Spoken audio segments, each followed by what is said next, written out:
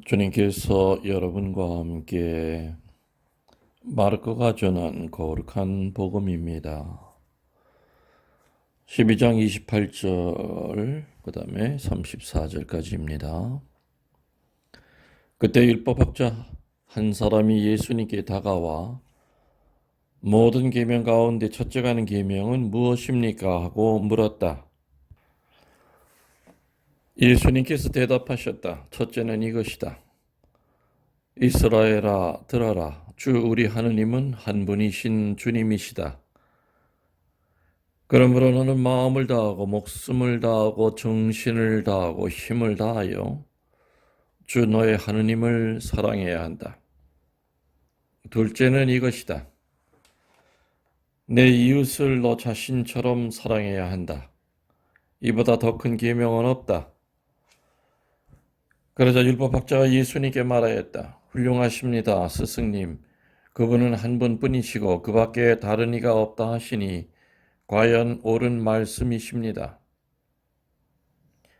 또 마음을 다하고 생각을 다하고 힘을 다하여 그분을 사랑하는 것과 이웃을 자기 자신처럼 사랑하는 것이 모든 번제물과 희생 제물보다 낫습니다. 예수님께서는 그가 슬기롭게 대답하는 것을 보시고 그에게 너는 하느님의 나라에서 멀리 있지 않다 하고 이르셨다. 그 뒤에는 어느 누구도 감히 그분께 묻지 못하였다. 주님의 말씀입니다. 그리스도님 찬미합니다. 찬미의 주님, 교회 여러분들 편안하셨습니까? 사순 3주 금요일 미사를 봉헌하고 있습니다. 여러분들 시골 마을 들어가는 입구에 보면은 그 돌에다가 뭐 많은 걸 이렇게 새겨놨지요. 아마 제일 많은 게 착한 사람이 되자, 아니면 바른 사람이 되자. 참 재미있는 말입니다. 뭐 한편으로 생각 얼마나 착한 사람이 안 나왔으면 착한 사람이 되자고 했을까라는 그런 면으로 볼 수도 있지만은 어릴 적부터 그 글귀를 보고 마을을 나설 때 또 마을을 들어설 때 착한 사람이 되자는 그 글귀를 보고 그래도 뭔가 영향을 많이 주었을 거다라는 생각을 합니다. 아무튼 한 마을도 보면은 그 마을의 전체적인 분위기를 이끌어가는 어떤 지표가 있습니다. 또 사람도 자기 나름대로 삶의 소망을 가지고 한 세상을 살아가면서 그래도 사람답게 살자면 자신의 삶 속에도 중요하게 여겨야 될 자기 나름대로의 삶의 지표가 설정이 되어야 된다고 봅니다. 우리 옛 조상들은 그 삶의 지표가 삼강오륜이었죠. 그래서 각가지 자기 신분에 맞게끔 예의 본분과 윤리 도덕을 삶의 지표로 삼았었습니다. 근데 하느님을 가까이 하고 함께 살아온 유대 백성들에게서 보면은 모세가 시나이산에서 받은 그 십계명, 그리고 또 그 십계명을 축소하거나 압축해서 유대인들의 그 삶의 지표로 분명히 삼았던 것은 확실합니다.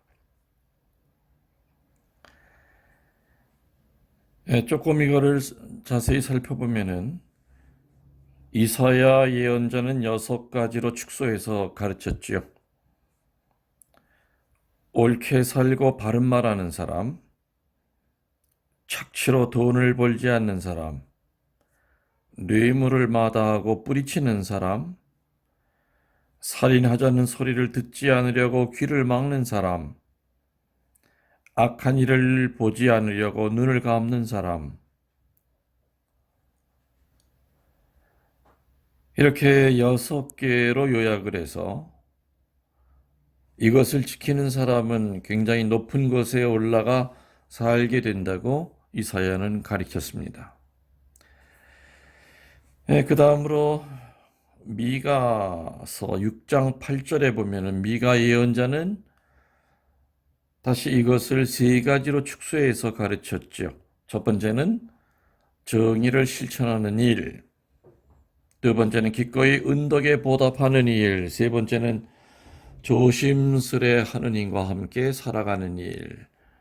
이것이 바로 유대인들의 마음속에 지표가 되어야 된다고 미가 예언자는 가르쳤습니다.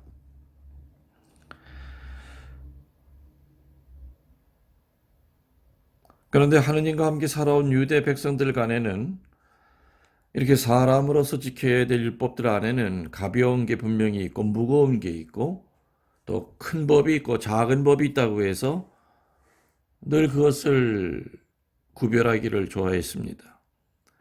그리고 또 어느 것이 더 중요한 것인지 거기에 대한 의견도 상당히 달랐습니다. 그러다 보니 율법학자들은 저명하고 유명한 스승이 나타나면은 어느 것이 더 중요한 것이냐 하는 그 질문을 의례껏 하게 됐던 겁니다. 그래서 오늘 복음에서 보면은 율법학자 한 사람이 예수님께 모든 계명 중에 어느 것이 첫째가는 계명입니까 하고 물었던 것이죠. 그러한 질문에 예수님은 먼저 일독서에서 본 바와 같이 신명기 6장 4절에서 5절 너 이스라엘아 들어라 우리의 하느님은 야훼시다. 야훼 한 분뿐이시다. 마음을 다 기울이고 정성을 바치고 힘을 다 쏟아 너의 하느님은 야훼를 사랑하여라 라는 말씀을 이렇게 지적해 주십니다. 이 신명기 6장 4절에서 5절의 이 말씀은 유대인들에게 있어서는 그 믿음의 핵심이었습니다. 그리고 생활의 지표였습니다. 그래서 유대인들은 이 귀절을 하느님 예배 모임이 시작 때마다 먼저 낭송하는 말씀으로 사용해 왔고 또 가죽으로 만든 작은 주머니 안에 그 말씀을 적어 놓고 기도할 때마다 이마와 손목에 붙이면서 생활 신조로 삼았던 겁니다.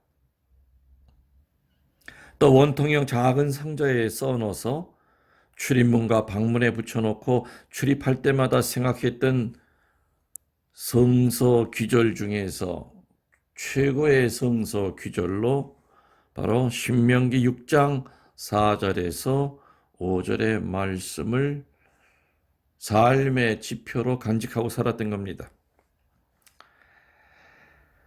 너무나 누구나 다 아는 얘기를 예수님은 하신 겁니다. 제일 중요한 거 너희들이 알다시피 신명기 6장 4절에서 5절이 그 첫 번째다. 그 다음으로 예수님이 제시하신 그 둘째 계명은 레위기 19장 18절에 나오지요. 내 이웃을 내 몸같이 아껴라 라는 말씀입니다. 그런데 이제 여기서 얘기하는 그 레위기에서 말하고 있는 이웃이라고 하는 의미는 현재 우리가 알고 있는 바 같이 그런 개념의 이웃이 아니라 유일하게 그 이웃은 같은 동족인 유대인 이웃만을 의미했던 겁니다. 유대인이 아닌 이방인들은 그 이웃에 해당되지 않았던 겁니다. 그러나 예수님은 여기에서 그러한 구별 없이 모든 민족, 모든 사람을 다 포함해서 말씀하고 계신 거죠. 내 이웃을 내 몸같이 사랑하라.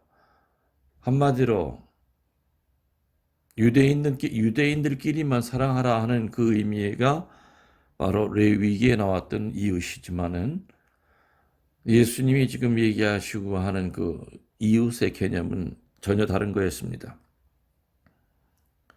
즉 예수님 대답은 하느님 사랑하고 다른 사람을 사랑하는 것이 가장 으뜸 가는 계명이라는 것이었고, 하느님을 사랑하고 있다는 사실은 눈에 보이는 다른 이웃을 사랑함으로써 비로소 증명된다는 것을 얘기하고 계신 겁니다. 이러한 예수님의 대답을 들은 율법학자는 그 대답을 기쁘게 받아들이면서 이렇게 살아가는 사람들은 모든 번제물, 희생제물 바치는 것보다 훨씬 낫겠지요 하고 덧붙입니다. 이 말을 들으신 예수님은 그에게 너는 하느님의 나라에 가까이 와 있다라고 축복을 해 주십니다. 자, 그러면 교우 여러분들은 우리의 생활에서 무엇을 신조로 놓고 있고 삶의 지표로 놓고 있고 무엇을 마음에 두고 무엇을 소중하게 여기고 어떠한 삶을 살아가고 있다고 하느님께 자신 있게 얘기하실 수가 있겠습니까?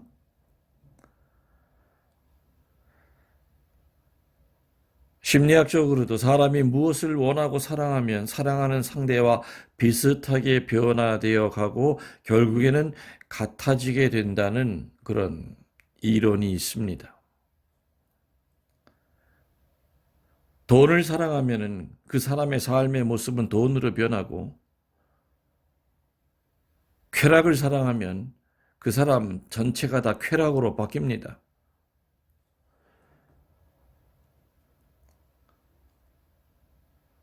다시 말하면 무엇에 시간과 노력과 가진 바 재산을 써가면서 삶을 투자하고 하루하루를 살아가느냐에 따라 우리는 우리의 마지막 모습을 만들어가게 된다는 겁니다. 우리가 언젠가 이 세상 떠날 때 그 마지막 모습이 있을 겁니다. 마지막 인성이 있을 겁니다. 또 다른 사람들이 나를 평가해 주는 그 모습이 분명히 이 세상 마지막 날에 있을 겁니다. 근데 그 모습, 그 인성, 그 인격은 죽는 날 당일에 만들어지는 것이 아니라는 거지요. 내 삶 가운데 무엇을 지표로 삼고 또 무엇과 비슷하게 살려고 노력하느냐에 따라서 그 모습으로 변해가는 그 과정, 그리고 나중에는 그 모습으로 변해서 죽는다는 겁니다. 예수님과 비슷해지려고 애를 쓰고 산다면 예수님 닮아가는 겁니다. 마음속에 누군가를 복수하려고 하는 마음만 있다면 내 마지막 모습은 비참할 겁니다. 열려있는 마음으로 살려는 그 삶의 자세를 유지한다면 우리는 세상 떠날 때 참 그분은 참 많이 열려있는 분이다라는 소리를 들을 겁니다. 고린토전서 13장은 우리가 가져야 할 사랑의 정신을 잘 말해주고 있지요. 그러나 그 사랑은 달콤한 감정만이 흐르는 사랑이 아니라 자기의 모든 것을 상대에게 내주며 목숨까지도 바치는 희생적인 사랑을 의미합니다. 그 사랑은 얼마만큼 생활을 통해서 실현되는가에 의해 드러난다는 사실을 깨달아서 우리는 그것을 믿음 안에서 삶의 지표로 삶아 실천해 나가야 될 겁니다. 오늘 숙제 내드리겠습니다. 고린토전서 13장을 읽으시고 거기에 여러분의 본명을 대신 집어넣어 보십시오. 사랑은 언제나 온유하며 사랑은 언제나 참아주며 사랑의 아름다운 얘기가 나올 겁니다. 그 사랑 대신에 나 김응열 신부는, 나 베드로는, 나 루시아는 자기의 이름을 대면서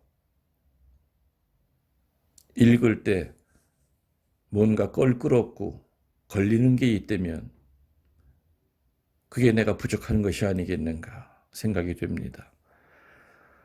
오늘 하루도 어둠 중심이 아니라 여러분 삶의 한가운데 예수님을 모시고 사시기를 축원합니다.